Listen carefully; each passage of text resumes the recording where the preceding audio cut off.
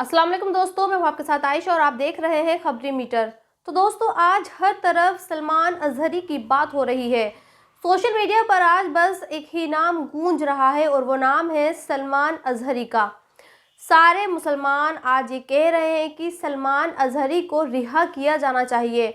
वो ये भी कह रहे हैं कि सलमान अजहरी ने कोई नफरती भाषण नहीं दिया है। उनकी गिरफ्तारी आधे अधूरे वीडियो को दिखाकर और सुनकर की गई है। लेकिन क्या वाकई मौलाना सलमान अजहरी बेकसूर हैं? उन्होंने नफरती भाषण नहीं दिया, उन्होंने हिंदुस्तान के हिंदुओं को कुत्ता नहीं कहा। और ये सलमान अजहरी हैं कौन? और हमारे देश का मुसलमान इनकी रिहाई की मांग कर रहा है।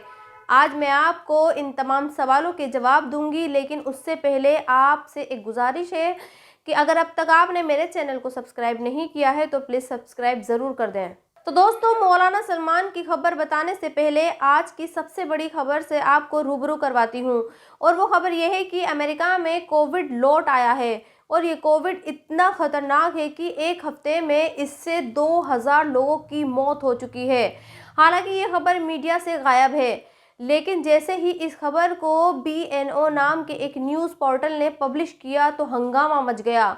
जाने माने जर्नलिस्ट रवीश कुमार ने भी इस खबर पर चुटकी ली और ये कहा कि अमेरिका अपना सच कितनी आसानी से छुपा रहा है। खैर, आगे बढ़ते हैं और बात मौलाना सलमान अजहरी की करते हैं। तो दोस्तों, बात दरअसल ये है कि जिस वीडियो को आप देख रहे हैं ये वीडियो मौलाना सलमान अजहरी का ही वीडियो है। ये वीडियो मुंबई के घाटकोपर पुलिस स्टेशन का है। कल रात जब गुजरात की ATS यानी एंटी टेरर स्क्वाड पुलिस ने मौलाना को गिरफ्तार किया और वो उन्हें गुजरात ले जाने से पहले मुंबई के इसी घाटकोपर पुलिस स्टेशन लेकर आई, तब वहाँ सैकड़ों की तादाद में लोग इकट्ठा हुए और उनकी गिरफ्तारी का विरोध करने लगे। जब पुलिस के समझाने बुझाने के बाद भी उनके समर्थक नहीं माने तो थाने की बालकनी से पुलिस ने खुद मौलाना से ये पैगाम दिलाया, जिसमें मौलाना ने ये कहा कि वो कोई क्रिमिनल नहीं है और लोगों को घबराने की ज़रूरत भी नहीं है। अगर उनकी किस्मत में गिरफ्तारी लिखी है तो होगी। खैर, अब सवाल ये पैदा होता है कि आखिर ये नौबत क्यों आई और क्यों गुजरात की ATS ने मौलाना को गिरफ्तार किया।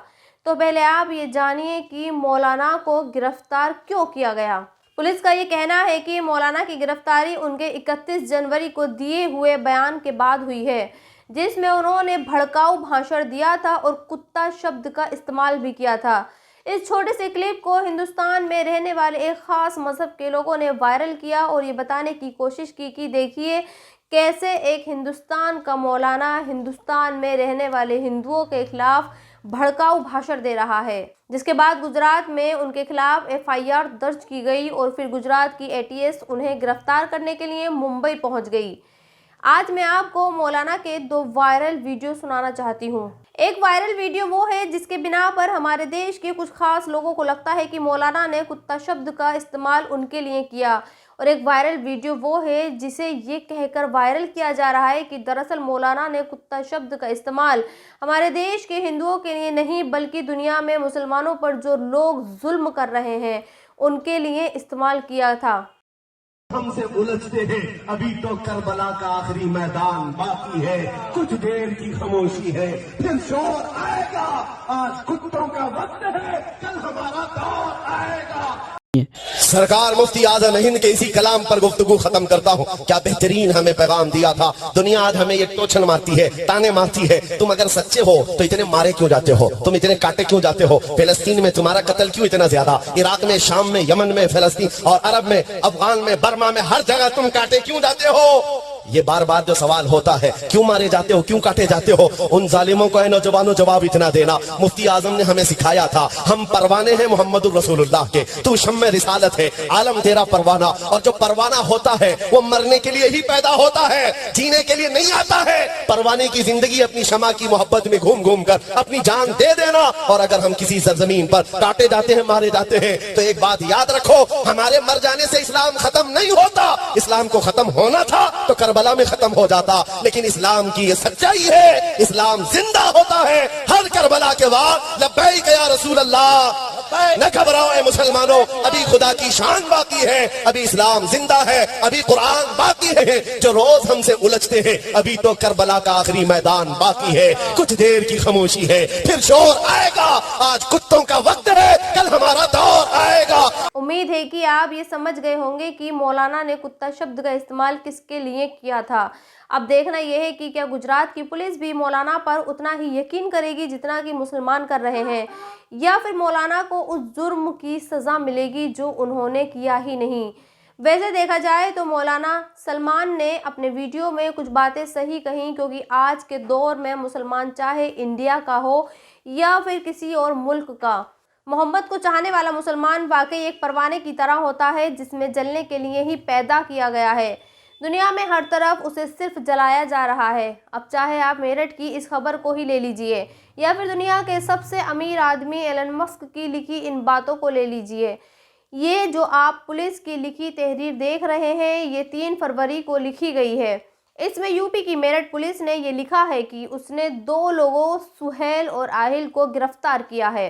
इन दोनों के पास से गांजा बरामद हुआ था, इसलिए इनकी गिरफ्तारी की गई। लेकिन जब पुलिस ने सुहेल और आहिल को कोर्ट में पेश किया तो इन दोनों ने ये बताया कि ये तो फलों का ठेला लगाते हैं और पुलिस ने इन दोनों को वहीं से उठाया। उन्होंने ये भी बताया कि इन्हें 3 फरवरी को नहीं बल्कि 2 फरवरी को उठाया था। कोर्ट ने भी इनके बयान के बाद पुलिस वालों से ये पूछा कि अगर इन्हें तुमने 3 फरवरी को उठाया है तो सबूत पेश करो। तो जानते हैं पुलिस ने कोर्ट के सामने ये कहा कि उनके सीसीटीवी खराब हैं। तो आप सोचिए, अपने देश में मुसलमान होना क्या आसान है? यकीनन बिल्कुल भी नहीं। और अपने ही देश में क्यों पूरी दुनिया में आज मुसलमान होना आसान नहीं है। खैर आगे बढ़ते हैं और आज की एक और चर्चित खबर के बारे में आपको बताते हैं जो देश के नेशनल टीवी मीडिया से गायब है। और खबर यह है कि सत्येंद्र सिवाल से जुड़ी हुई।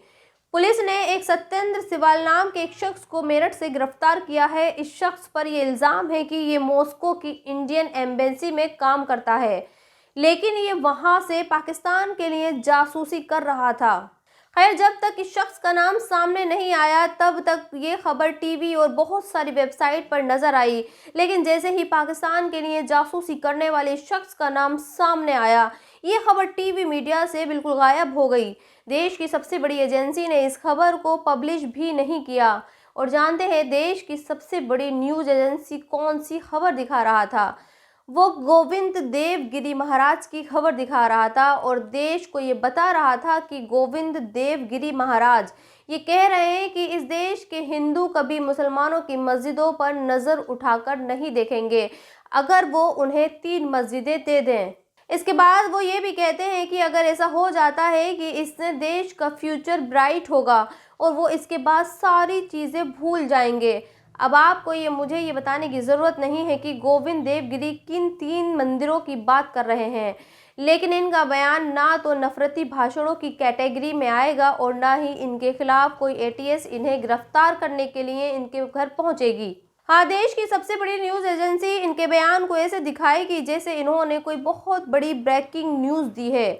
खैर आगे बढ़ते हैं और आपको एक और चर्चित खबर के बारे में बताते हैं। दिल्ली की ये खबर भी टॉक ऑफ द टाउन है। जिस बुर्के वाली महिला को आप देख रहे हैं, ये महिला दरअसल श्वेता है और इस महिला पर आरोप है कि इसने अपने ही घर में चोरी की और जब ये पकड़ी गई तो इसने खुद ये कबूल किया कि इसने बुर्का पहनकर अपने ही घर में चोरी की, क्योंकि इसकी माँ इसे नहीं बल्कि इसकी बड़ी बहन को चाहती है, लिहाजा अपनी माँ को सबक सिखाने के लिए इसने ऐसा किया। बहरहाल बेशक श्वेता ने अपनी माँ को एहसास दिलाने के लिए चोरी की, लेकिन कुछ नफरती चिंटुओं ने जब बुर्का देखा तो उन्होंने मुसलमानों को बदनाम कर दिया और वो चीख चीख कर ये बताने लगे कि देखिए साहब, अब मुस्लिम औरतें भी चोरी करती हैं। और कुछ लोग ये भी कह रहे हैं कि बुर्के पर बैन लगाया जाना चाहिए। खैर इस वीडियो के आखिर में मैं आपको ये तस्वीर दिखाना चाहती हूँ। ये तस्वीर यूनिस तरावी नाम के एक जर्नलिस्ट के अकाउंट से पोस्ट की गई है।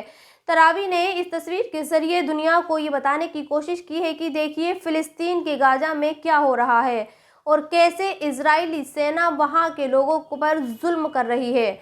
लेकिन आज मैं ये तस्वीर भारतीय मीडिया के उन गोदी एंकर्स को भी दिखाना चाहती हूँ जिन्हें ये लगता है कि इजराइल जो भी कर रहा है उसे ऐसा करने का हक है। क्या वो इजराइल के इस जुल्म के बारे में कुछ कहेंगे? तो दोस्तों इस वीडियो में इतना ही। आप भी अपनी राय कमेंट्स बॉक्स में लिखकर मुझे ज़रूर बताएं और अब तक आपने मेरे चैनल को सब्सक्राइब नहीं किया है तो प्लीज़ सब्सक्राइब ज़रूर कर दें। शुक्रिया।